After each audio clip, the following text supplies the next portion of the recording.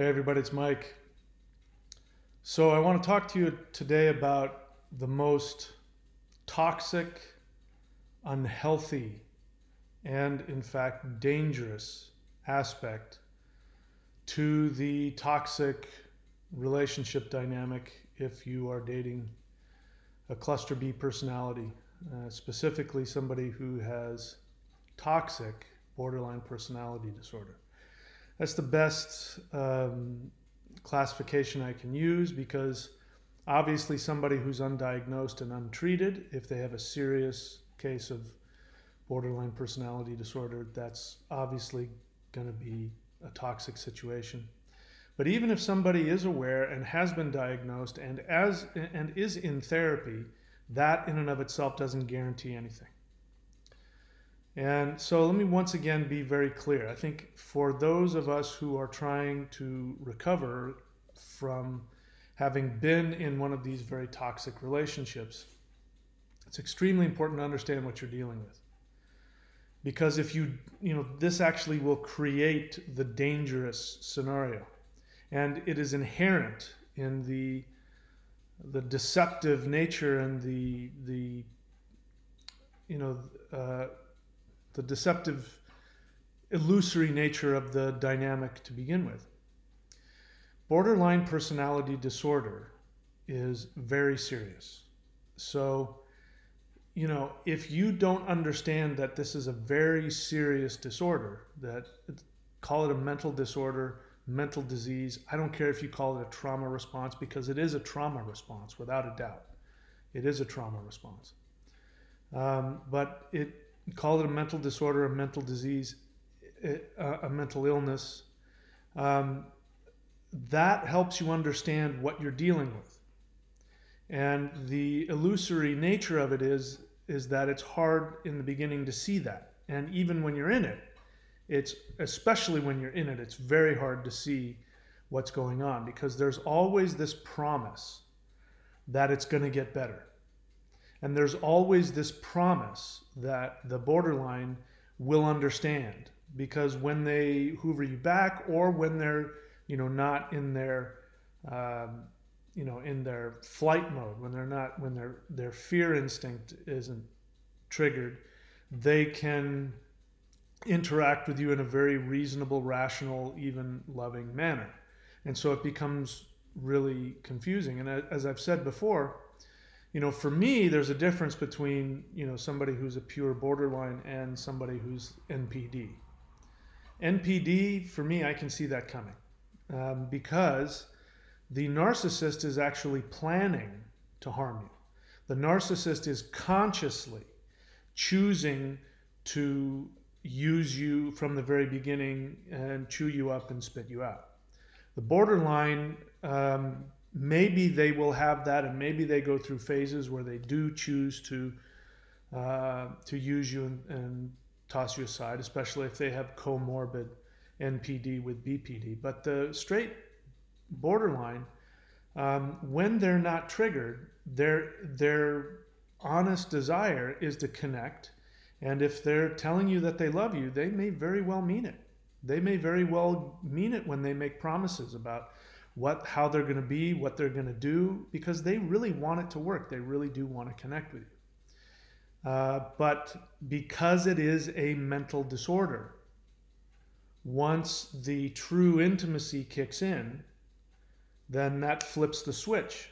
And then they can't, it's virtually impossible for them to resist the impulse to destroy the relationship, to destroy you, to attack you, to cheat on you, betray you, devalue you, however it is that they respond in that moment.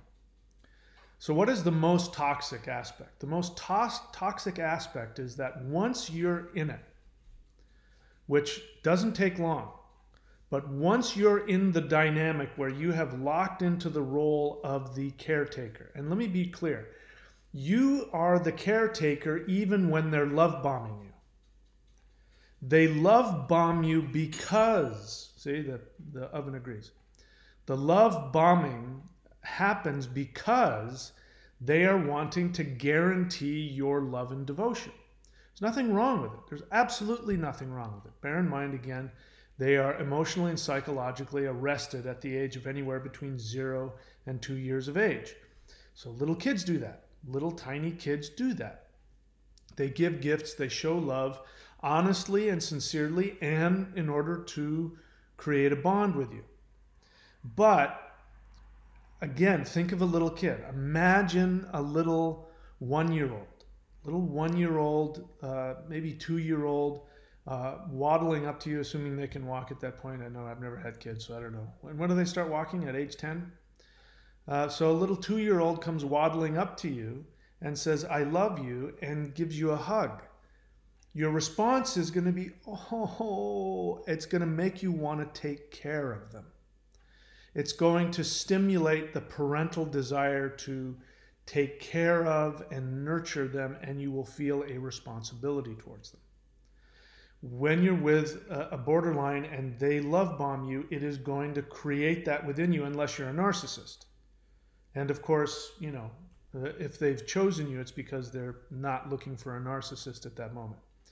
Borderlines they either want the codependent that they can take hostage and have, take care of all of their needs and all blah, blah, blah, look up to as a parent, or they're going to chase after the evil parent, which is the narcissist. So it's going to be one of those two. And throughout the relationship, they'll try and stimulate you to be both, even. So again, what is the most dangerous? Because this is dangerous, this effect that it has on the non-borderline empath partner. The danger is that it creates a trauma situation within you that never gets resolved. And if you're honest with yourself, and many of you, I know it takes a while for you to dig deep to actually feel this, but if you're honest with yourself and you're able to see it, you will be aware that from the very beginning, when everything was wonderful and they were the best, most loving, wonderful people you'd ever met, there was a discomfort. There was this feeling of anxiety. There was a feeling of you had to be the perfect person because they keep telling you that. I remember that. And now in hindsight, I can look back, and I guess maybe it's helpful if I share it. But what my borderline ex said to me when we first got together was that she liked to have a strong masculine presence, and she wanted to have a strong masculine presence that was happy.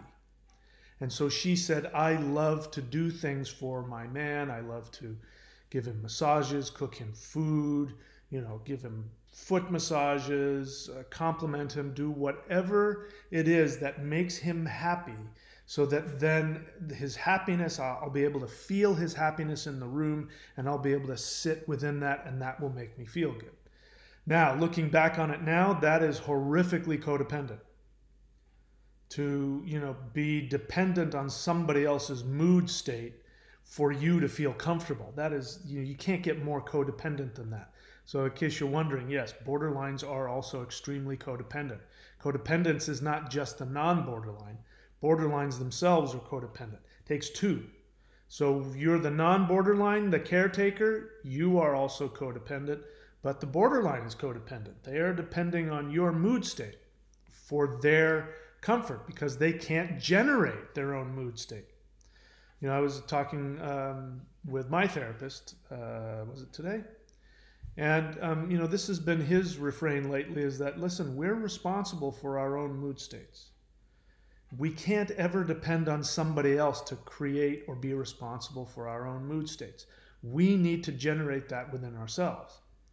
Now, that is true. Borderlines have a tremendous challenge doing this because since they are emotionally arrested and damaged and traumatized anywhere between 0 and 2 years of age, they don't have an identity. They have no identity.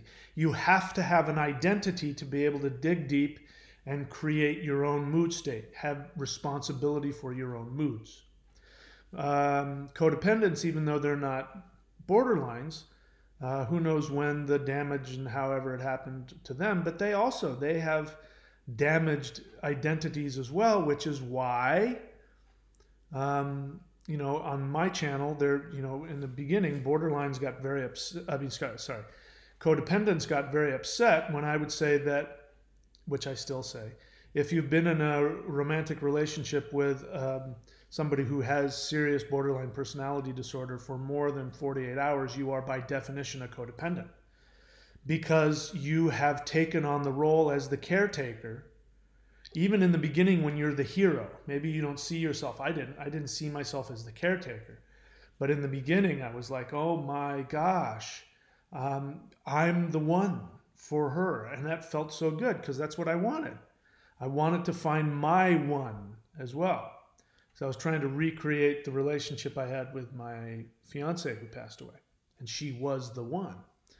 So when she would say to me, you're the best, you're the one, you treat me better than anybody, you meet all my needs, you know me better than anybody, I think that you're the only person in the world who really knows who I am, that was really wonderful, because it made me think I'm going to be loved. That's what I thought. Oh, I'm the perfect person for you, that means you're going to love me. And of course, that means I get to love you. I'm a very giving, loving person, so I love doing that. And so, some people don't want to be loved. They can't handle it. But to have somebody who can handle being loved and love you back, who doesn't want that? So that's what I heard. But in hindsight, now what I'm hearing is something altogether different. And then, so what would happen is the mini splits would happen, where the mini devaluations, because there's the big splits, but there's micro splits. And in those micro splits, she would let me know that I wasn't making her feel good. She'd say, I don't know if we should spend time. You seem cranky, or you seem tired, or you seem, I want to be with you when you're happy. And so it became, clear that my job was to be happy and confident so that she could feel better, because she made it clear from the beginning, what I want is for you to be happy so that I can climb inside your big aura of strong happiness and feel good. And so if I didn't have that, if I wasn't, if for whatever reason she wasn't getting the feeling that I was, expanding this powerful energy field of happiness, then I wasn't doing my job, and then she was uncomfortable and she didn't feel good and she had to go meditate for 3 hours, or, and then became really clear, oh my gosh, if I want her to love me, I have to be perfect. So it became really clear I had to be perfect. I couldn't have any problems. I couldn't be upset. Unless she was in what I call therapist mode. Borderlines are genius therapists because they are extremely intuitive. They can climb deep inside of you and reach in there and pull out your deepest issues and your deepest emotions, and they feed off of them. So when she was in that mode, then it was okay for me to cry and have a lot of feelings, because she was slurping it up. Because again, she couldn't create within herself her own emotional state. She wasn't able to generate her own emotional state of well-being, and we are responsible for that. And that's the difference between somebody who has a strong identity and somebody who doesn't. So what this creates when you become responsible, in the beginning, I can remember, before the first big splits that happened, which, seemed to be so, where is this coming from? I can still remember feeling, anxious and never truly comfortable, because I had to be perfect all the time to make her feel perfect all the time. And then I didn't know it then, but looking back on it, and if you do the same, you'll see. What you'll find is that very often, after you've had the most intimate, loving connection, yet, like when you have that one conversation where you go really deep with each other and you finally see, something inside of her that she hasn't shared with anybody before, or you share something of a very deep nature, and it creates this deep, loving bond. You're sitting next to each other and you're feeling the tingly sensations and oh my God, I found, when you're feeling, oh my God, this is it, I've found the person for the rest of my life. And while you're riding on that high, bam, in comes the devaluation, the split, and they get angry at you, or they get sad, or they disappear, or they ghost you, or they, in my case, I have to say, for an untreated, undiagnosed borderline, she was about as good as you can get, because she would say in the beginning, again, after having the most intense loving experience, we could have had up to that point, the next day, I get the phone call, I get the email, the text saying, I'm sorry, I can't be with you. I had a bad dream. Wait, what do you mean you had a bad dream? What does that mean? Well, I just, I had this nightmare, and I just don't feel safe, and I know you're gonna hurt me, and I'm like, wait, hold on, it's just a dream. What happened last night? You're trying to rationally reason with them. So I was lucky. I mean, at that point, she didn't flip out on me or do anything like that. But at the same time, it was so confusing, because the night before she was so wonderful. And even when she's telling me, she's not yelling and screaming. She's just saying, sorry, I can't be with you. I'm frightened. What? So then once you get that first major devaluation, in whatever way it comes for you, they have a temper tantrum, they cheat on you, they disappear, they throw something at you, they accuse you of trying to destroy them in some really nefarious, evil genius kind of way. Then you're in a real state of trauma, and that state of trauma never leaves. That was my experience. There was the discomfort and all of the other stuff I told you about leading up to it, the micro splits where it became very challenging for me to constantly be in a good mood and worrying about, am I doing it right for her, and does she still love me? And then, boom, the first devaluation, the first split. And then I never recovered from that. Then in my gut, this anxiety just started building in my gut to the point where I couldn't sleep, I couldn't eat, I couldn't do anything. Every waking moment was hell, because I couldn't stop thinking about her. 2 weeks, she said, I can't have any contact with you. So I say, okay. And for 2 weeks, I'm dying, and like, it's horrible. And the reason why I'm talking about it is because there are people who are on here who have been out of their relationship, in at least one case, for 2 years. And this person says, even after 2 years, at some point throughout the day, multiple times throughout the day, I'll be hit with the pain and the sadness and the anxiety, and he drives down her neighborhood hoping to run into her, and maybe it'll happen again. This is 2 years later.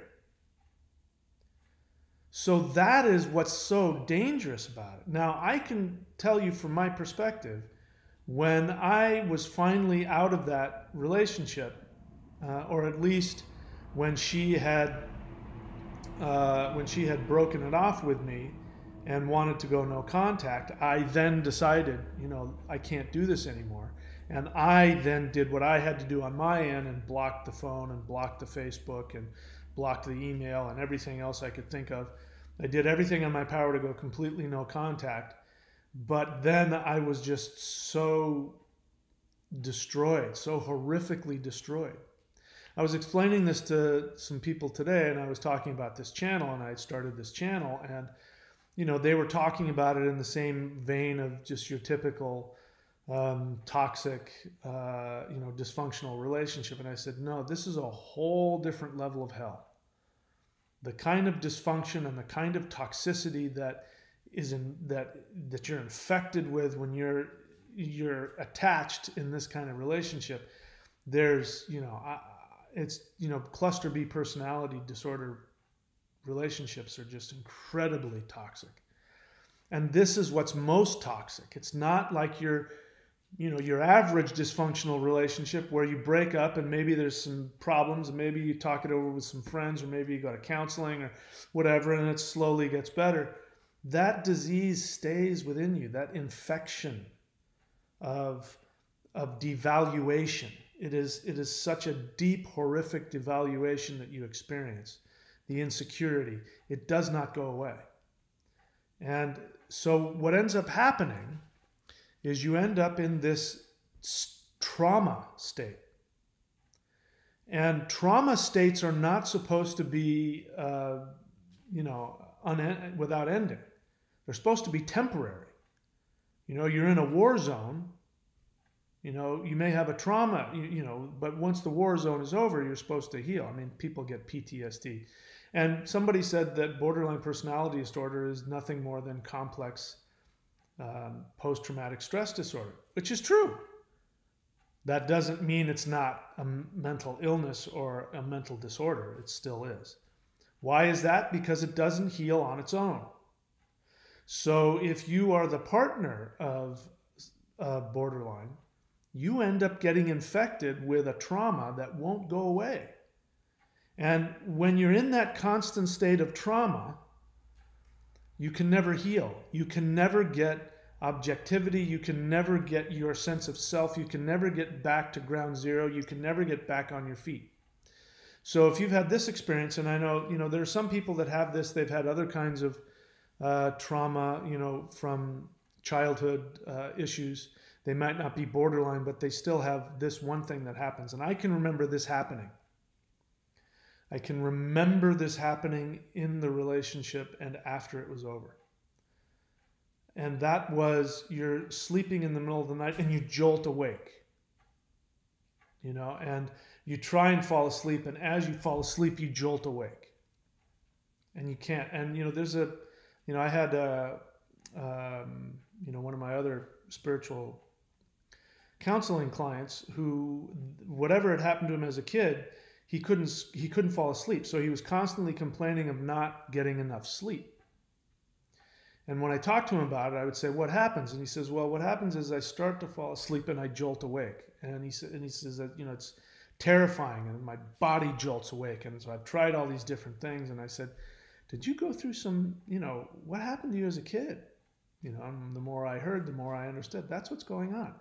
So even like, let's say you're with a quiet borderline. Okay, so a quiet borderline doesn't yell or scream or throw things or, threaten to kill you or anything like that. But the trauma is still very real, because your need, what ends up happening, if you are attracted to a borderline, it's going to stimulate your trauma. And bear in mind that neglect, just the neglect of a parent, the lack of attention or positive reinforcement, just the lack of that is incredibly traumatizing. And it doesn't go away on its own.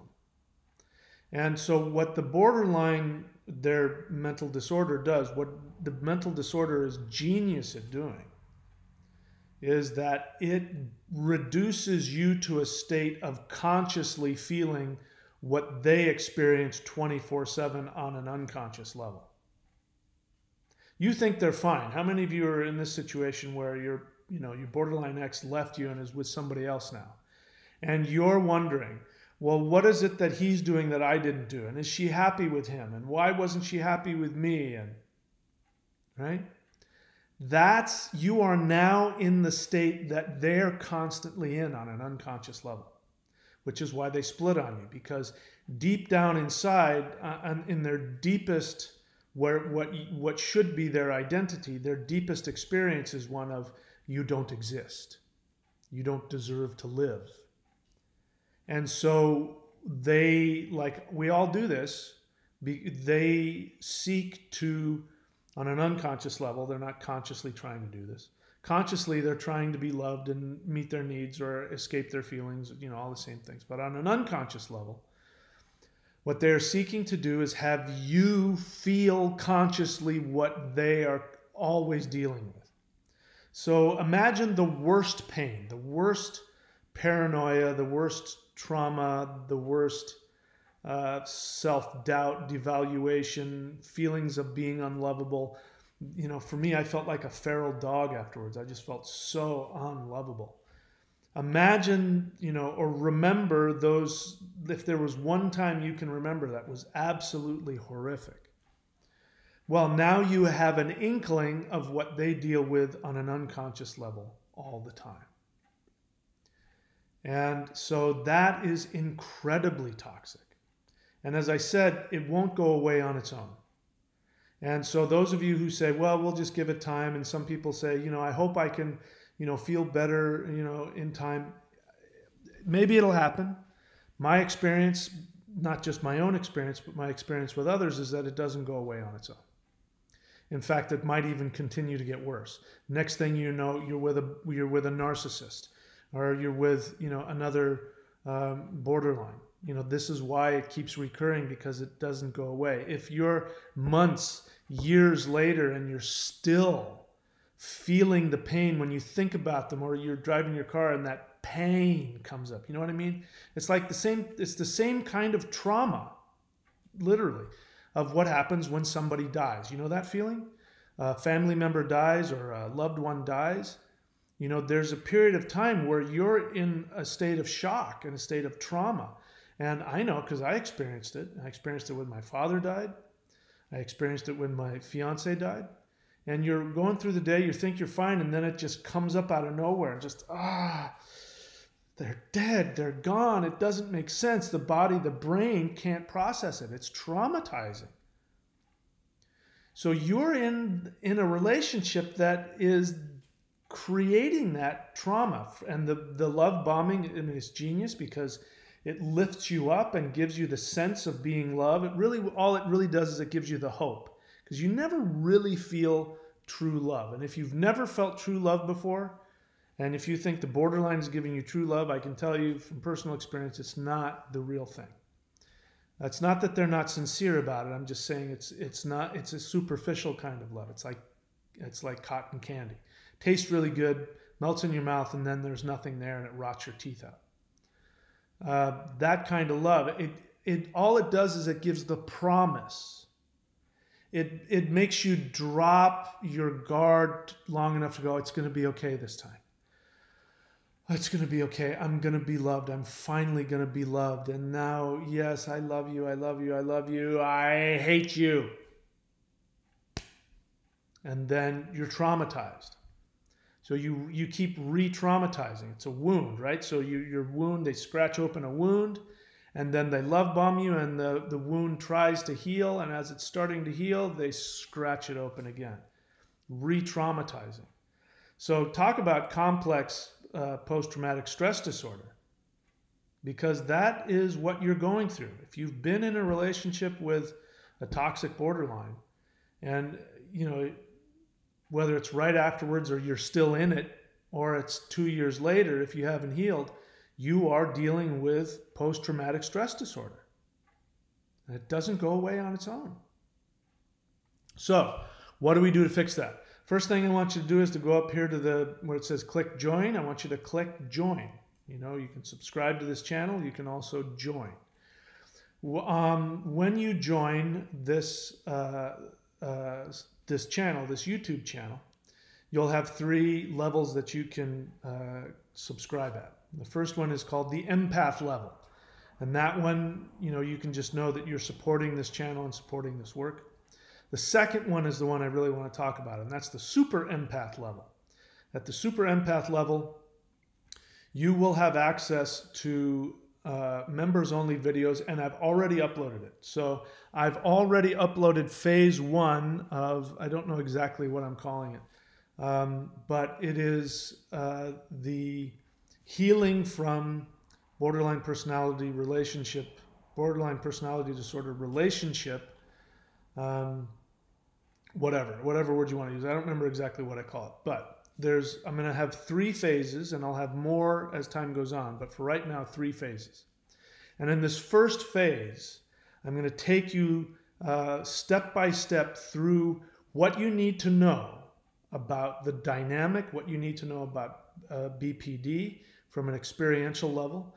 I'm going to take you through the mental process you need to go through to be prepared to disconnect. Now, some people have said, I'm not a codependent because I'm not connected to them anymore. And it's not that I want to connect. It's just that I'm so angry that they did this, or I want them to understand that, or I want to get revenge. Well, if you're having any of those feelings, you haven't disconnected. Disconnection means just that. It means that you are literally apathetic. The opposite of love is not hate. Hate is the flip side of love. The opposite of love is apathy. I am in a state of apathy towards my borderline ex. I have no trauma associated with it. I am not angry with her. I don't miss her. I don't pine for her. I don't judge her. I don't want to sit her down and explain what she did. I don't care if, I don't want to hear from her, but the only reason I think about her, honestly, is because I'm still doing this channel. I have apathy towards her. That's what you want. You want to be in a state where you're no longer stimulated by, it doesn't matter that you don't want to be with them, wanting to hate them or wanting to never see them again. That's coming from, you're still attached. It's a defense mechanism. Underneath that, you still want them. Those of you who want to sit your borderline ex down and explain to them why it means you don't understand what borderline personality disorder is, and you're still attached, you still love them, you still want them to take care of you. So in the first playlist of the phase 1, I take you through, I think it's 6 hours of videos where I talk you through how to get your mind in a state where you can heal and let go. And then in the last video, I give you a breath meditation which has worked wonders for me, which will actually reprogram the brain. It will also, I teach you 2 breath methods. One where you can actually stop the continual trauma scenario. Because you don't realize it, but you're in constant trauma mode. Just like in wartime. In wartime, when people are in war, they don't sleep. They pass out. And then as soon as a noise comes, they're bolting up and they've got their gun pointed. That's what you're still in PTSD. You're still there. If you're still angry, you're still hurt, especially if you can't get your joie de vivre back and you can't see hope for yourself. You're still in trauma mode. And that's the most dangerous part. So if you want to know some really helpful ways to get through it, click the join button. Of course, the other thing that you need to remember is my 3-pronged approach. You don't have to click the join button to heal. That's just, I've brought what's really worked for me that you can't find specifically in therapy and or in CODA. So that's why I share it with you. But you don't need to. 3-pronged approach. Number 1, find a therapist who knows how to deal with the codependence within cluster B personality disorder relationships. 2, go to coda.org, coda.org. Go there right now. Don't give me this, I don't have money for a therapist, I don't have time. You can go there right now and go to a Zoom meeting and raise your hand and say, I need help. And they'll help you. You got to work those steps. And then number 3, have a daily spiritual practice, a meditation practice. You don't have one? I'm going to give you one. I'm going to teach you one that will literally rebalance your brain. So if you do that on a daily basis, I guarantee you'll be able to start processing more of your feelings and releasing them. I can guarantee you that. You got to do it on a daily basis, and you may have to do it for a while. So that's it for me. And of course, subscribe and hit the bell button. And as you can see, the little borderline, she's sad because you haven't subscribed yet. So if you subscribe, she'll stop crying and be cured of her borderline personality disorder. All right, that's it for me, guys. I'll see you soon.